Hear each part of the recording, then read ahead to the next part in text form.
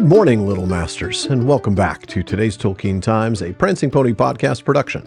I'm the Man of the West, and after spending Series 12 looking at artifacts in the Third Age, I've been spending this series looking at the different cultures of men of the Third Age, for now, men of darkness. In week 96, we looked at the difference between the high men, the middle men, or men of the twilight, and the men of darkness. Took a look at the Variags of Khand. In week 97, we began our study of the Easterlings, their origins back in the First Age, and the trouble that they gave to Gondor into the Third Age. Last week, we looked at them starting from around Third Age 2500 through to the early years of the Fourth Age. Today, we begin our look at a group of men that are very closely tied to the Easterlings, the men of Harad. And this is a tricky one, not just because of some of the language used to describe the Haradrim, which I intend to get to and address probably next week, albeit briefly, but because they are a people that aren't quite as easily identifiable as some of the other groups of men of darkness. They are, in fact, not descended from just one group, right? Nothing like the houses of the Edain, where you got the House of Beor, the House of Hador, the House of Haleth. The Haradrim are a confederation of men who, well, let's start at the beginning. Chapter 12 of the Silmarillion of Men tells us, "At the first rising of the sun, the younger children of Iluvatar awoke in the land of Hildorian, in the eastward regions of Middle-earth. But the first sun arose in the west, and the opening eyes of men were turned towards it. And their feet, as they wandered over the earth, for the most part, strayed that way. The Atani, they were named by the Eldar, the second people. But not all of those Atani migrated west, like the Edain. They stayed in the east, near Hildorian, wherever that happens to be, and some of these would then be the ancestors of the Haradrim. Let's go ahead and use this moment to tell you they were also known by other names. Okay, so when you see Southrons or Haradwaith, which just means people of the Harad, or Swartings or swarthy men, the name Southrons gives us a clue, a little bit, right? Harad means simply south. Haradrim just adds the rim suffix that we get with the Rohirrim, the Galadrim, so they're from the south. Well, what is the south in this context? Harad includes Umbar, as well as the two regions of Harad itself on the map, Near Harad and Far Harad. Near Harad being to the north, closer to Gondor, Far Harad being even further south.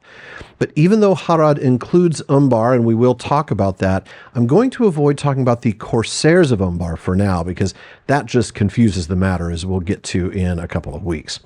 So these men, these Haradrim, not associated with the three houses of the Edain, stay behind in the east. They end up migrating to regions south of Mordor, south of Gondor, hence Haradrim. And you might even say they're minding their own business when Numenor comes along in Second Age 1800 or so and starts to establish dominions on the coasts, eventually making Umbar into a great fortress of Numenor in 2280. I'm sure that fact, plus the fact that Numenor was demanding tribute of goods and wealth, and 1,000 years later, people for human sacrifice, would have no bearing whatsoever on how these Haradrim might view Gondor in later times. Just saying. Now, we potentially have some help sent to the Haradrim by Manwë. This is not canonical, but it's still interesting to look at. In a section called Last Writings in the Peoples of Middle-earth, we read a note about the 5 wizards. Now, in this note, the other 2 wizards came back probably at the same time as Glorfindel when matters became very dangerous in the Second Age.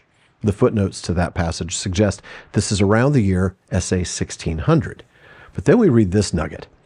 But the other 2 Astari were sent for a different purpose. Moronektar and Romastamo, Darkness Slayer and East Helper.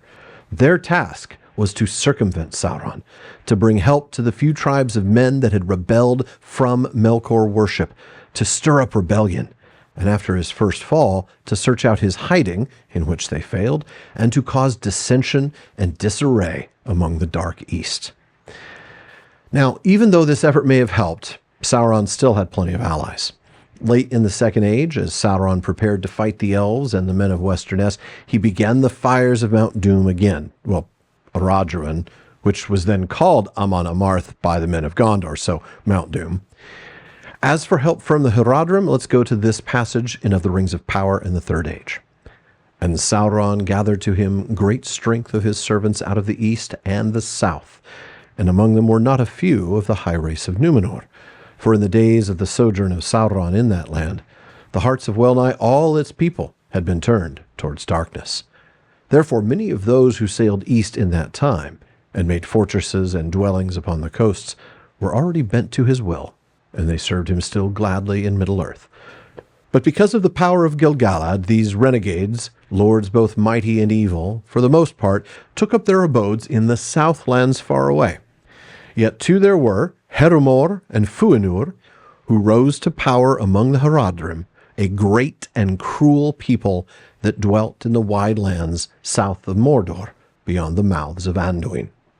Well, that certainly describes the Haradrim very clearly, but it also suggests that they're under the influence of some of the King's Men, or the descendants of the King's Men. And we'll get to that when we talk about the Corsairs of Umbar. So then, after Sauron's defeat at the end of the Second Age, we read that, though many men turned now from evil and became subject to the heirs of Elendil, yet many more remembered Sauron in their hearts and hated the kingdoms of the West. Now finally, there's a passage that we read a couple of weeks ago. At the time, we were applying it to the Easterlings, but it wasn't specific or limited to just the Easterlings. In the history of Galadriel and Celeborn, Appendix B, it's about the Sindarin princes of the Sylvan Elves, we read about how former servants and worshippers of Sauron would then get released from his tyranny, but not from the evil and darkness that he had set in their hearts. Cruel wars raged among them, from which some were withdrawing westward with minds filled with hatred, regarding all that dwelt in the west as enemies to be slain and plundered. So, that's Easterlings, but it's also the Haradrim. It's also some of the other men of darkness. So that is the Haradrim in the First and Second Ages. And next week, we're going to take a look at their involvement with the Third Age, which will then lead into another week after that on the Black Númenóreans and the Corsairs of Umbar. For now, though, folks, thank you for joining me for this week's Third Age Thursday. Be sure to come back tomorrow as we get through the story of Tuor and his coming to Gondolin on First Age Friday. Check out patreon.com/Tolkien Times to learn how you can support the show, get an ad-free feed, join my content council, get a bonus weekly episode, and more. Subscribe to the TTT in your podcast apps or to the PPP channel here on YouTube, and be sure you're following @PrancingPonyPod on social media. Finally, as Faramir says, go with the goodwill of all good men.